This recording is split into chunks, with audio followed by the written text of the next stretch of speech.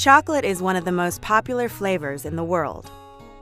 It was first used by people in Central America over 3,000 years ago, and they usually made it as a drink that had a very bitter taste.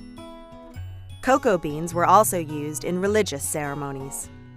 Mayan and Aztec priests offered the beans as a gift to the gods. The Aztecs even ordered people to pay their taxes in cocoa beans. Chocolate first became popular as a food with a sweet flavor after 1828, when a way of making cocoa butter from the cocoa beans was invented by a Dutch chemist called Johannes Van Houten. The first chocolate bar was made in England in 1847, and milk chocolate was created in Switzerland in 1875. But the chocolate-making process has never been simple. Even today, producing chocolate can take a long time. Chocolate comes from the pods of the cacao tree. Originally from the tropical regions of Central and South America, cacao trees are now grown in countries near the equator around the world.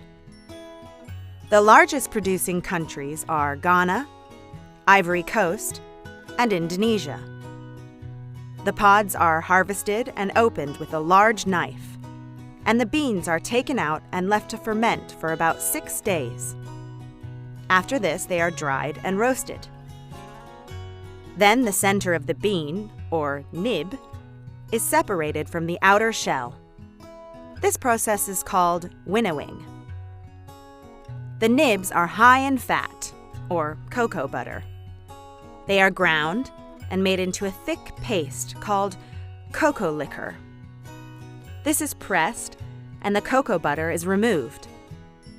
The remaining cocoa liquor is left to cool down and become solid. Sugar is added to this mixture, which is then made into a dough.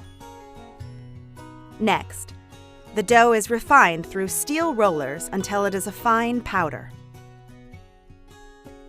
The cocoa powder is then heated until it becomes a smooth liquid. The chocolate is stirred, then cooled, and heated again. In fact, it goes through this process a number of times in order to stop the chocolate from developing white patches and becoming too crumbly. In order to make milk chocolate, milk powder is added to the dough before it is refined. Sometimes, cocoa butter is added back to the dough as well. This helps to give the chocolate a rich texture and flavor. White chocolate has a lot of cocoa butter. Finally, when the liquid chocolate is in good condition, it is ready to become the delicious treat that is so loved all over the world.